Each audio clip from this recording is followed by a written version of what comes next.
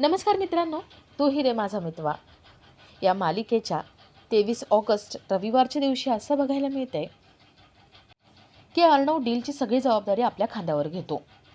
तो रिस्कही तेवढीच घेतो आणि प्रॉफिट झाल्यावर, नफा झाल्यावर सगळा प्रॉफिट आपणच ठेवायचा हे सुद्धा डिक्लेअर करतो. दुसऱ्या दिवशी घर गहाण ठेवून आपलं तो काम चालू करतो.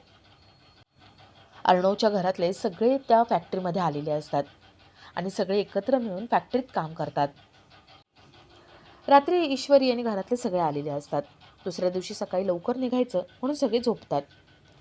ईश्वरीला मेन दरवाजा उघडा दिसतो. ईश्वरी दरवाजा लावण्यासाठी येते आणि तिची नजर समोर पडते.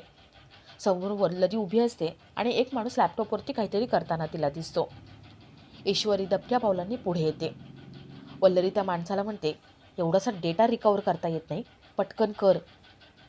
ईश्वरी म्हणते, मामी हे काय करताय आणि हा माणूस काय आहे? वल्लरी घाबरते आणि तिथे ठेवलेल्या चिठ्ठ्या पटकन उचलते आणि ती थरथर कापत ईश्वरीकडे बघते. आता वल्लरीवरती ईश्वरीला तर डाऊट आहे, पण ईश्वरी तिला कसं एक्सपोज करते ते बघण्यासारखं असेल. तर ह्या सगळ्याची सुरुवात अशी होते की अर्णव घरातल्या सगळ्यांना आपल्या डीलबद्दल सांगतो आणि घर गहाण ठेवायचं याबद्दल सांगतो. घरातल्या अर्ध्यांचं मत असतं की घर गहाण ठेवायला नको आणि 5 जणांचं मत असतं की घर गहाण ठेवून हे डील पूर्ण करायला हवं. अर्णवचा फायनल डिसिजन होतो की घर गहाण ठेवायचं.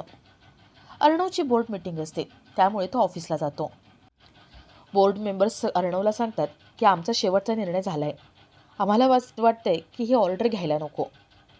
अर्णवसमोर कोणी काही बोलू शकत नाही आणि अर्णव शेवटचा निर्णय घेतो की काहीही झालं तरी हे डील पूर्ण करायचं. कमी वेळ आहे, टार्गेट मोठं आहे आणि करायचं ते मीच करणार. तेव्हा सगळे म्हणतात, अर्णव सर, रिस्क मोठा आहे ते तुम्ही घेणार आहात, फंड्स पण तुम्ही उभे करणार आहात, मग सगळी जबाबदारी तुम्हीच घ्या. अर्णव म्हणतो, चालेल, सगळी जबाबदारी मीच घेतो. जर हे डील फेल झालं तर कंपनीची इमेज धुळीला जाईल, त्याची जबाबदारी माझी. पण हो, जर प्रॉफिट झाला, नफा झाला तर तो सगळा नफा माझा असेल. सगळ्यांना ते पटतं. अर्णव पुढची तयारी करायला निघतो. तर इथे घरी आजी टेन्शनमध्ये असतात आणि वल्लरी टेन्शन वाढवण्यासाठी येते. वल्लरी पुन्हा घर गहाण ठेवण्याचा विषय काढते आणि आजींचं अजून टेन्शन वाढतं. तेवढ्यात तिथे मामा येतात. मामा वल्लरीला म्हणतात, वल्लरी, अर्णव मोठा बिझनेसमॅन आहे, बिझनेस त्याच्या रक्तात आहे, त्यामुळे तो चुकीचा निर्णय घेऊच शकत नाही. त्याच्यावर विश्वास ठेवा, सगळं चांगलं होईल. आजींना मामांचं बोलणं पटतं, पण वल्लरीला डाऊट असतो की अर्णव कुठेतरी हरेल आणि त्याला काही जमणारच नाही. तर इथे अर्णव ईश्वरी वर्करशी बोलण्यासाठी फॅक्टरीमध्ये येतात. अर्णव सगळ्यांना सांगतो की आपल्याला मोठी ऑर्डर मिळाली आहे, 5 दिवसात आपल्याला ही ऑर्डर पूर्ण करायची आहे. आत्तापर्यंत आपण 8 तास काम करायचो, पण आता 5 दिवसांसाठी 12 ते 18 तास काम करावं लागेल.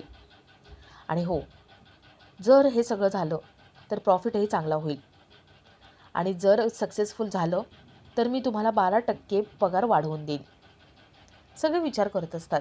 कोणाची लहान मुलं आहेत, कोणाच्या घरी पेशंट आहे, त्यामुळे जमणार नाही म्हणतात. अर्णव सगळ्यांना हात जोडून रिक्वेस्ट करतो आणि तो सगळ्यांना म्हणतो, मी तुमचा लहान भाऊ आहे असं समजा आणि राखी पौर्णिमेचं हे मला गिफ्ट द्या प्लीज. आपली कंपनी तुम्हीच वाचवू शकता, हे डील तुम्हीच पूर्ण करू शकता. विश्वास ठेवा तुमच्या भावावरती. आपण एकत्र मिळून काम केलं तर टार्गेट नक्कीच पूर्ण करू. सगळ्यांनी जरा विचार करतात आणि अर्णवला होकार देतात. सगळे अर्णवसोबत काम करायला तयार होतात. अर्णव, ईश्वरी खुश होऊन तिथून निघतात. तर रात्री घरी आल्यावर सगळे तयारीला लागलेले असतात, डीलचं सगळे काम करत असतात. आणि तेवढ्यात तिथे शिर्के येतो. शिर्के घराचे पेपर्स गहाण ठेवायचे, त्यासाठी अर्णवची सही घ्यायला येतो. घरातले सगळे त्याला म्हणतात की अर्णव, पुन्हा एकदा विचार कर. अर्णव म्हणतो, लास्ट ऑप्शन हाच आहे, आता दुसरे पॉसिबिलिटीज नाही आहेत, मला हे करावंच लागेल. अर्णव त्या पेपर्सवर सह्या करतो आणि आपला आजचा हा भाग इथेच संपतो.